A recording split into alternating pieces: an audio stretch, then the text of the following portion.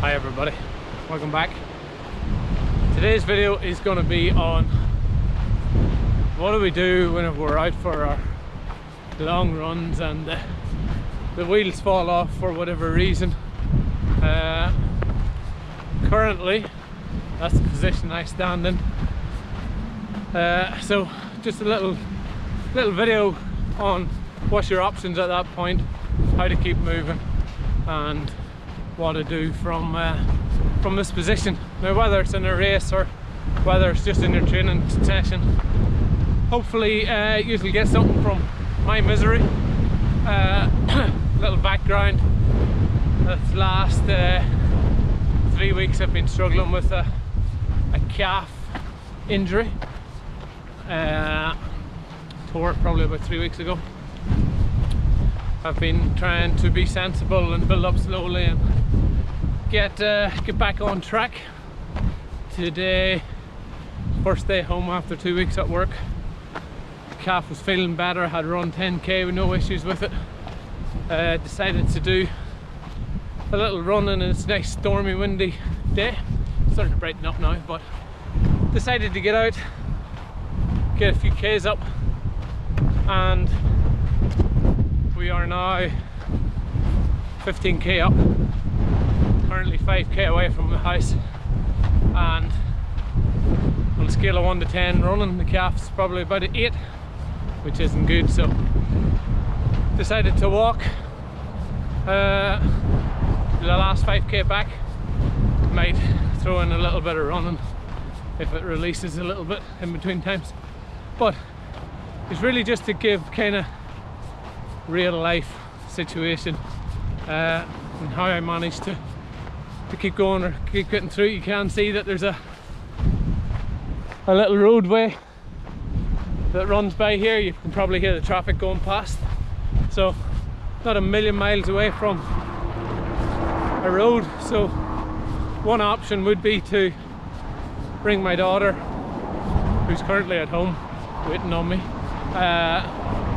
bring Nicole, ask Nicole to come and lift me and just throw the towel in, or keep walking and make the most of this situation, both mentally and mentally probably is the only thing I'll get out of it. Physically, stopping might be the right thing to do right now, but walking pain's only like a 2-3 out of 10, so not gonna kill me.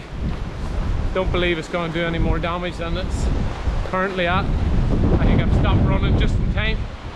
So I suppose that is the biggest thing that I can take away from this situation, is mentally continue to be strong. Mentally, I've been here before in races where something, for whatever reason, whether it was going too fast at the start of a race, whether it wasn't enough nutrition, not enough salt, too much heat, whatever the case has been, I have been in this situation before. Chances are you've probably been in this situation as well. If you haven't and currently are going into it, hopefully this will give you a little bit of advice. But the way I look at it is, if I can keep moving, there is a chance that, one, the tightness in my calf, the soreness in my leg at the minute will subside after a little bit of time. Two, as long as I keep moving, I'm getting closer to the finishing line. The only thing that has changed is my goal. So instead of a 20k run in 2.5 hours, and now it's a 20k run hike in 3 hours or whatever, however long it will be. So it's about, whenever you're in this situation, reassessing, readjusting what's achievable, and keep moving, because the way I look at it is, if it's in my next 200-mile race, 100-mile race where I can pick up an injury that leads me to the point that I really want to stop, and trust me, I really did want to stop, and I really did want to lift the phone, and I really do want to ring Nicole. that would be the easy option at this point. What would I learn from that? I'd probably learn that it's okay to quit, it's okay to stop. So to me, that's not what I want to take away from today's run. I want to take away that the first 11k was pretty good, pretty awesome. The next 4, I could feel things getting tight and sore again. And the last 5, well, I got to do an awesome video and talk to you guys. Hopefully somebody has gained something from it. So look, just because the situation sucks now doesn't mean that it'll continue to suck in another 2 hours if it was the like of a 100-mile race or a 200-mile race. Just because it's sore and tight now doesn't mean that it will be. If it's an injury, chances are it'll not get better.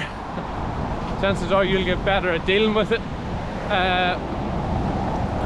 But what the kind of steps that I've just done in my brain was, no, I don't want to ring Nicole, because I don't want to get into that habit of stopping and quitting whenever it's or possible to go on. Obviously if I was training for a 5k race or a 10k race or a marathon and it happened, it would be different, because you gotta start, you stop and pull out. In the like of a 100-mile race, 200-mile race, where you have time to change things, you're not really chasing a goal time. Most people are chasing a completion. Analyze the situation, figure out what you can do and start with that. You'll notice that every so often I throw in a little run. One, that's to test to see how the leg is at the minute, and again somewhere between a 6 and an 8 pain wise. 2, breaks up the walking, so even though it's sore, it just breaks up that walking, even if it's only for 30 seconds. And the third thing is, if it was only something with nutrition that was causing cramp or something like that, it might eventually loosen out again and start. So that's what I've decided to do today. Give you the benefit of my misery, my pain. Hopefully somebody will have watched this video and think, oh, that might come in handy someday, and that might come in useful. If that's the case, you're welcome.